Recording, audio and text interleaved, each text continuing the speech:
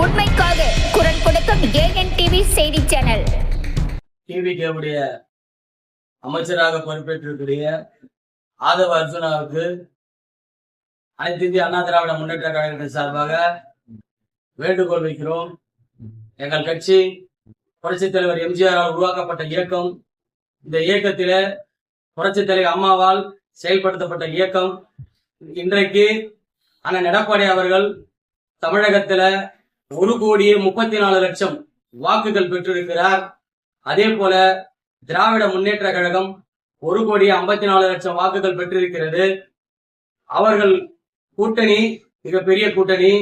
எங்கள் கூட்டணி பாட்டாளி மக்கள் கட்சி, பாரதிய ஜனதா கட்சியுடன் மட்டும்தான் கூட்டணியாக இருந்தோம். எங்கள் கூட்டணியை பொறுத்தவரை அந்த கூட்டணி வாக்குகள் சதவீதம் என்று பார்த்தால் 15,00,000 வாக்குகள் அவர்கள் கூட்டணி பெற்றிருக்கும். ஒரு தனிப்பட்ட நபராக அனைத்து இந்திய அண்ணா திராவிட முன்னேற்ற கழக தொண்டர்கள் அண்ணன் எடப்பாடியார் தலைமை ஏற்று 1,20,00,000 வாக்குகள் நாங்கள் இந்த தமிழகத்திலே பெற்றிருக்கிறோம். அதே போல கூட்டணி அதிகமாக இருக்கும் திராவிட முன்னேற்ற கழகம் 34,00,000 வாக்குகள் கூட்டணி வாக்குகளாக இருக்கும். அவர்களும் 1,20,00,000 வாக்குகள் பெற்றிருக்கிறார்கள். இதையெல்லாம் நீங்கள் சிந்தித்து பார்க்க வேண்டும். நாங்கள் குழந்தைகளை வைத்து அரசியல் செய்யவில்லை. நாங்கள் மக்களுக்காக வந்த இயக்கம் அனைத்து இந்திய அண்ணா திராவிட முன்னேற்ற கழகம். எங்கள் கட்சி, எங்களுடைய கட்சியில் நடக்கும் பிளவுகளுக்கு நாங்கள் பார்த்துக் கொள்வோம். எங்களை வைத்து அரசியல் செய்ய வேண்டாம் என்று இந்த நேரத்தில் தெரிவித்துக் கொள்கிறோம். அனைத்து இந்திய அண்ணா திராவிட முன்னேற்ற கழகம் என்பது மிகப்பெரிய இயக்கம்.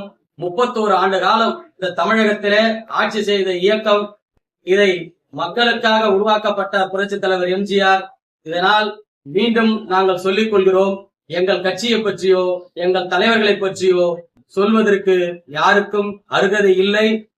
அதை நீங்கள் இத்தோடு உங்களுடைய கட்சியை பற்றியும் உங்களுடைய மக்களுக்கு என்னென்ன நம்ம நலத்திட்டங்கள் செய்ய வேண்டும் என்று அறிக்கை கொடுத்தோமோ அதை செயல்படுத்த வேண்டும் என்று அதற்கு முயற்சி செய்யுங்கள். மற்ற கட்சியை பற்றி பேசுவதற்கு உங்களுக்கு தகுதி கிடையாது. மீண்டும் நீங்கள் பேசினால் இது நாங்கள் தமிழகத்தில் மிகப்பெரிய ஆர்ப்பாட்டம் நடைபெறும் என்பதை இந்த நேரத்தில் தெரிவித்துக் கொள்கிறோம்.